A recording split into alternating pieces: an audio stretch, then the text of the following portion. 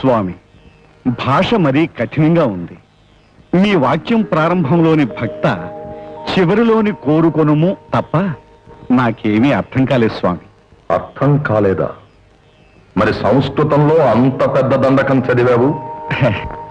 అది కంఠస్థం చేశాను స్వామి. అర్థం లేని చదువు వ్యర్థమని తెలియదా? ఇప్పుడే తెలుసుకున్నాను స్వామి. ఏమిటి అర్థమా? కాదు, వ్యర్థమని. ఏమా పరిహాసము? పరిహాసం కాదు స్వామి, అవి తిట్లు కాదు స్వామి, నాగచాట్లు. పాడు పనులు చేసేవాళ్ళు అష్టైశ్వర్యాలతో తొలతూగుతున్నారు. 30 ఏళ్లుగా మీ పూజలు చేస్తున్నాను, నా పాటలన్నీ అలాగే ఉన్నాయి. అలాంటప్పుడు సాంబయ్య, ఆ స్మగ్లింగు, దొంగ నోట్ల వ్యాపారం లాంటి పాడు పనులు నువ్వెందుకు చేయకూడదు? శివ శివ శివ శివ, ఆ పనులు చేస్తే నరకానికి పోతావు. మరి సాంబయ్య, అవ్వా కావాలి బొవ్వా కావాలంటే ఎలాగయ్యా? కాసులు కావాలా, కైలాసం కావాలా? ఏదో ఒకటి తెలుసుకో. కాసులు లేకపోతే ఇహలోకంలో నరకం, కైలాసం కాకపోతే పరలోకంలో నరకం. స్వామి, లేలేమిటయ్యా వాడి గోల? నేను ఓటు వెయ్యకపోవడం వల్ల వాడు ఓడిపోయినట్టు ఏదో నాకు బడి ఏడుస్తాడేమిటి? ఖర్చు పెట్టి అభిషేకాలు గట్రా చేయించాడు కదా స్వామి. ఆ గట్రా అవతల వాడు కూడా చేయించాడు కదయ్యా. అయినా ఇద్దరినీ గెలిపిస్తే ఒకే సీట్లో ఎలా కూర్చుంటారు సాంబయ్య? నిజమే కదా మరి. గెలిస్తే ఇది చేయిస్తాను అది చేయిస్తాను అని వాడిని ఎవడు మొక్కుకోమన్నాడు? ఇందుకా గుడి కట్టించింది? కాదండి. మరెందుకు చెప్పండి. ప్రతిరోజు గుడికొచ్చి నేనెందుకు చెడిపోయాను, ఇతరులను ఎందుకు చెడగొట్టాను, ఇక చెడిపోకుండా ఉండడానికి మార్గం ఏమిటి అని ఆత్మవిమర్శ చేసుకోవడానికి. మరి చేసుకోవడం లేదండి? చేసుకుంటున్నారో లేదో నువ్వు చూస్తూనే ఉన్నావుగా. ఎదటి వాడికి ఎలా ఎసరు పెట్టాలి, గోతులు ఎలా తవ్వాలి, అందులో బాగుపడ్డవాడిని ఎలా తొయ్యాలా అని నానా విధోపనాగాలు పనడానికి ఇదొక పదిలమైన చోటుగా వాడుకుంటున్నారు స్వామి వీళ్ళు.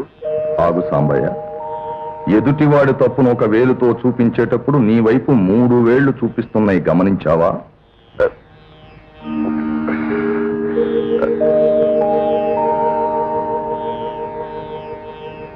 ఇది ఎదటివాడి తప్పు, ఈ 3 వేళ్ళు నా తప్పులు. స్వామి, ఈ వేలు పైకి చూపిస్తోంది, ఇది ఇది మీ తప్ప స్వామి?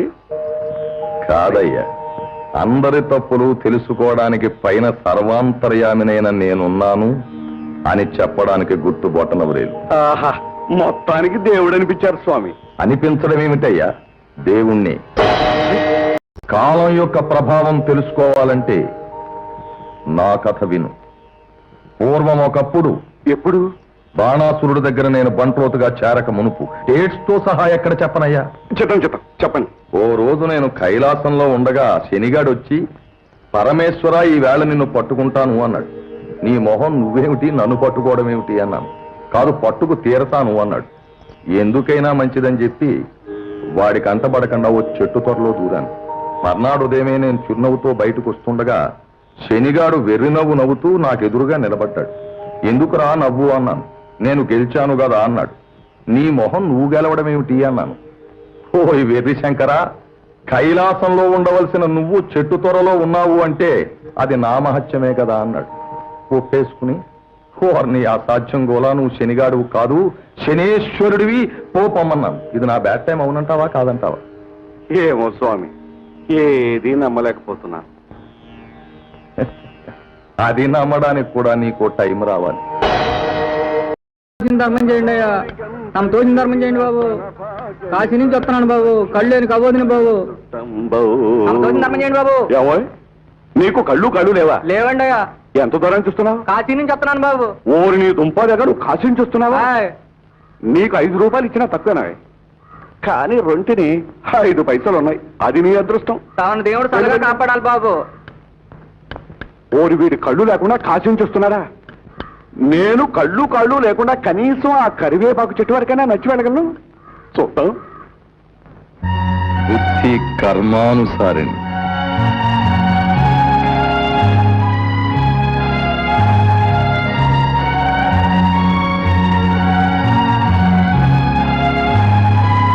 వీడు దుంపదగా వీడెలా నచ్చాడో గాని చాలా కష్టమే. సాంబయ్య, ఏమిటి స్వామి ఇక్కడ ఉన్నారు? అటు చూడు. ఏమిటి స్వామి అది?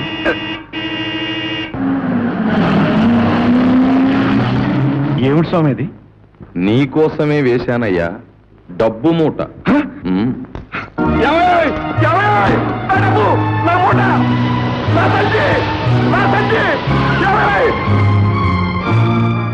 పోయింది స్వామి, నా సొమ్ము పోయింది. అది నీ సొమ్ము కాదు సాంబయ్య, అతనికి చెందాలనుంది, అందుకే నీకు దక్కలేదు. దీన్నే ప్రాప్తం అంటారు. ప్రాప్తం కాదు స్వామి, ఇదంతా నా ప్రారంభం. స్వామి, అంతగా నాకు ఇవ్వాలనుకుంటే నా చేతిలో పెట్టొచ్చు కదా, ఆ రోడ్డు మీద ఎందుకు పెట్టారు? నీకు ప్రాప్తం లేనప్పుడు చేతిలో పెట్టినా నీకు దక్కదయ్యా. ఏ దొంగో వచ్చి నీ తల బద్దలు కొట్టి దోచుకుపోతాడు. అందుకే దేనికైనా కాలం కలిసి రావాలి అని చెప్పాను. చెప్పారు స్వామి.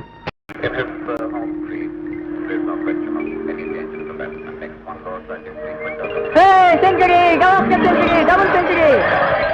అబ్బాయి జోగారావు, ఏంటయ్యా గవాస్కర్ సెంచరీ కొట్టినట్టేనా? డబుల్ సెంచరీ కొట్టాడయ్యా, కానీ ఏం లాభం, మ్యాచ్ డ్రా అయింది. బాబోయ్,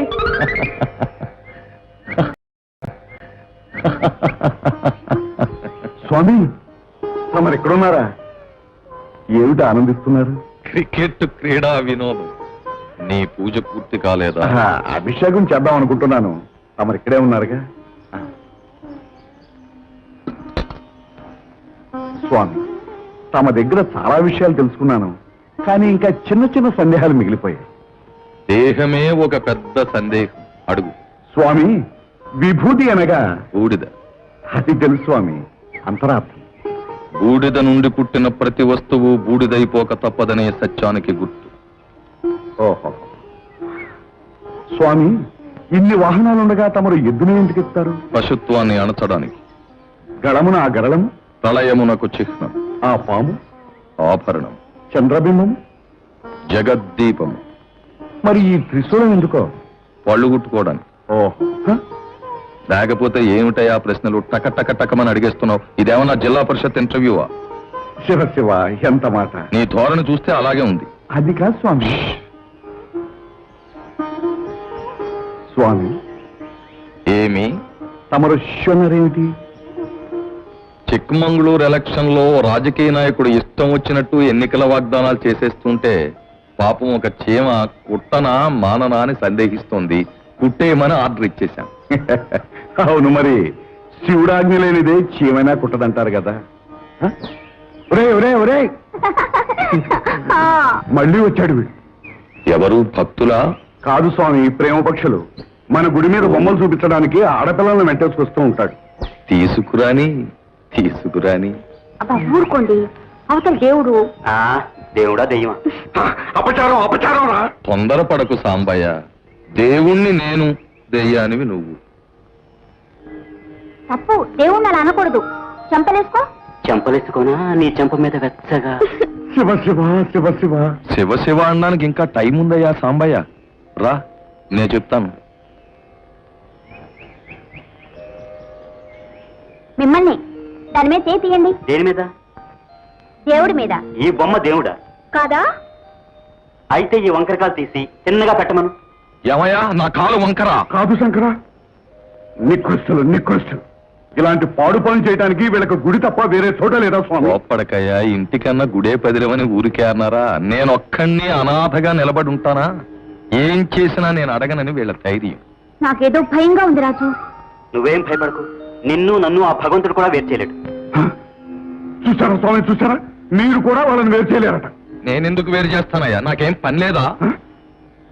అది కాదు స్వామి, గుళ్ళో తప్పులు చేసే వాళ్ళని ఊరికే వదలకూడదు.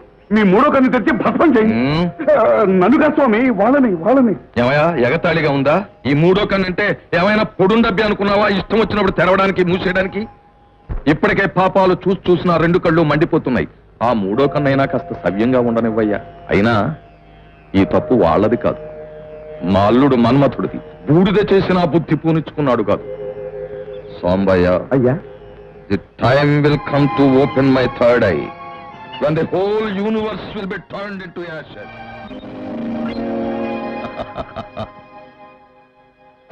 సాంబయ్య, ఏమిటా బెదురు చూపు? నాకు ఇంగ్లీష్ ఎలా వచ్చిందనా? మీరే అన్నారు కదయ్యా, ఎందెందు వెతికి చూచిన అందందే నేను గలనని. అందుకే ఐ మీన్ ఇంగ్లీష్. நான் தமிழிலும் இருக்கிறேன், हिंदी और उर्दू में भी हूँ ईश्वर अल्लाह तेरे नाम सबको सम्मति दे भगवान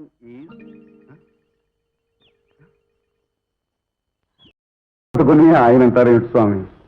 నీకు తెలియదు సాంబయ్య, ఆయన గత జన్మలోని ఆలయానికి ధర్మకర్త. గుడిని, గుళ్ళో ఉన్న లింగాన్నే గాక చుట్టూ ఉన్న ప్రాకారాన్ని, పక్కనే ఉన్న తటాకాన్ని కూడా మింగేయాలన్న ప్రయత్నం చేశారు. ఈ జన్మనెత్తారు. అయితే తినే ఆశ ఇంకా తీరక అరటిపండు తొక్కల కోసం, కొబ్బరికాయ చెక్కల కోసం ఇక్కడే తచ్చాడుతున్నారు. దేవుడు సొమ్ము తిన్న మానవుడికి మరుజన్మలో కుక్క తావే స్వామి. పిచ్చివాడు. జీవితం శాశ్వతం అనుకున్నాం.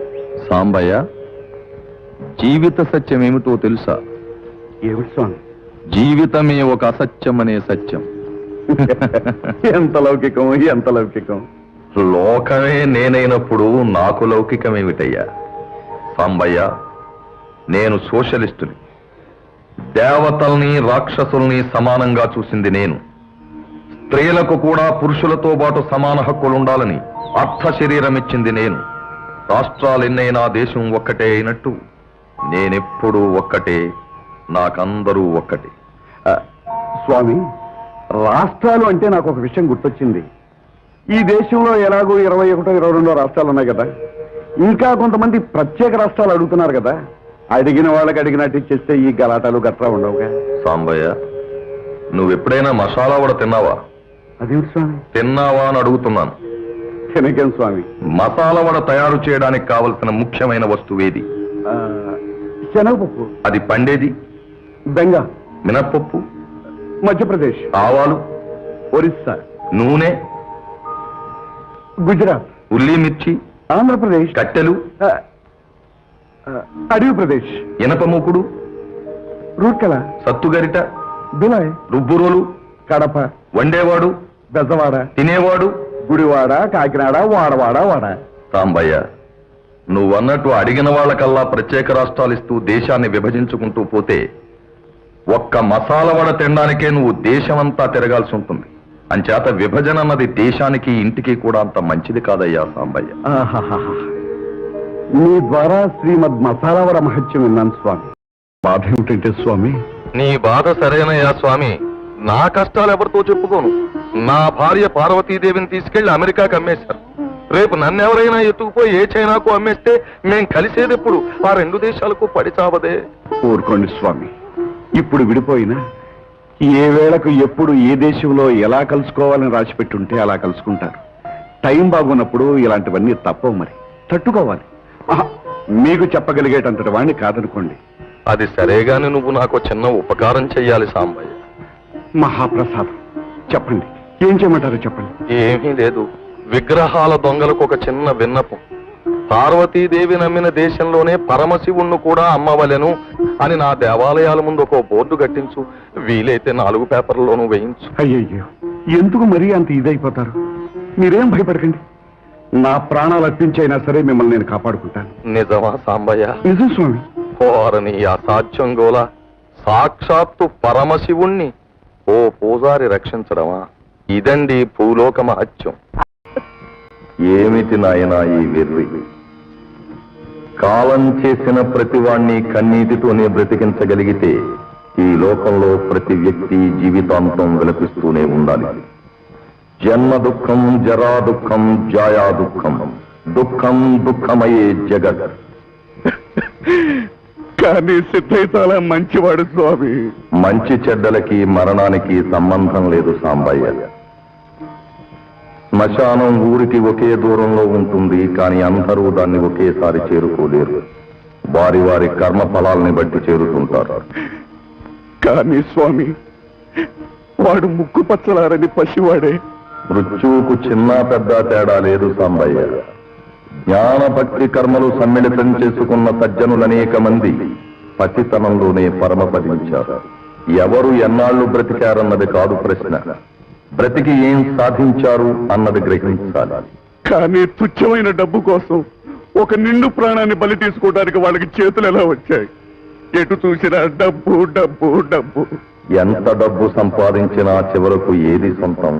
ఎంత సొంతం? ఇంటి వరకు ఇల్లాలు సొంతం, వీధి వరకు చుట్టాలు సొంతం, కాటి వరకు బిడ్డలు సొంతం, కడ వరకు ఏది సొంతం, 7 కట్ల సవారి సొంతం, 6 అడుగుల నేల సొంతం. 6 అడుగుల నేల ఈ పేదవాడికి అది కూడా లేదు స్వామి. లేదని ఎవరన్నారు సాంబయ్య? 6 అడుగుల నేలకు పట్టా రాయించుకున్న తర్వాతే ప్రతి మనిషి పుడతాడు. కన్ను తెరిస్తే జననం, కన్ను మూస్తే మరణం, రెప్పపాటే ఈ జీవితం. ఆ సత్యం అనునిత్యం తెలియజేస్తూ నేనిక్కడ వసిస్తాను. ఇది నా పద్మ సింహాసనం. ఇక్కడే ఐశ్వర్యవంతుల అహంకారాలు, అసహాయుల ఆర్తారావాలు, రాజేంద్రుల బలాలు, కవీంద్రుల కళాలు, కష్టజీవుల కర్మజలాలు, కులసతుల నల్లపూసల తరాలు, కులటల కామ కలాపాలు అన్నీ మండి మచై నుచై ఈ మట్టిలోనే కలిసిపోతాయి. మట్టి తట్టలు మోసే కూలివాడైనా, మహీతలాన్నేలే మహారాజైనా ఇక్కడ సమానుడు. ఇది సమతాభావ సంకేతనం, సత్య సుందర శాంతి నికేతనం. అంతేలేండి స్వామి, అంతేలేండి స్వామి. ఏమండి, పెళ్ళిని పని కాలేదు కదూ? నాకు తెలుసండి, అందరూ మీలాంటి అమాయకులు మంచివాళ్లేని అనుకుంటారు. మీరు మాటల వరకే తప్ప చేతుల్లో ఎవరూ సాయపడరండి. అందుకే తొందరపడి అన్నయ్య దగ్గర మాట జారొద్దన్నాను. ఎవరికి ద్రోహం చేశానని నాకు ఈ శిక్ష. పైకి ధర్మపన్నాలు వల్లిస్తూ నోళ్లు కొట్టేవాడు ఊళ్ళెళ్తున్నారు, దొంగ నోటు గుద్దేవాళ్ళు త్వరలై వెలుగుతున్నారు, హత్యలు చేసేవాళ్ళు అందలాలు ఎక్కుతున్నారు. వాళ్ళని కరుణిస్తున్నారు. వాడు చేసిన పుణ్యమే. 30 ఏళ్లుగా నిత్యార్చనలు చేస్తున్న నన్ను అగచాట్లు పాలు చేస్తున్నా. నేను చేసిన పాపమేమి? అసలేది పుణ్యం, ఏది పాపం? హత్యలు చేసే చేతులకు రత్న కంకణాలా? అర్చన చేసే హస్తాలకు భిక్షాపాత్రలా? ఇదెక్కడి న్యాయం? ఇదెక్కడి ధర్మం?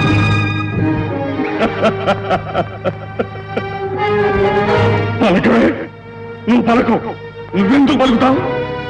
దుష్ట శక్తుల పొగడ్తులు తప్ప కష్టజీవుల కడగండ్లు నీ చెవులకు వినిపించు. పరమభక్తుడైన కన్నప్ప కళ్ళు కానుకగా పుచ్చుకున్న కఠినాత్ముడి నీకు నా కంట శోషక లెక్క.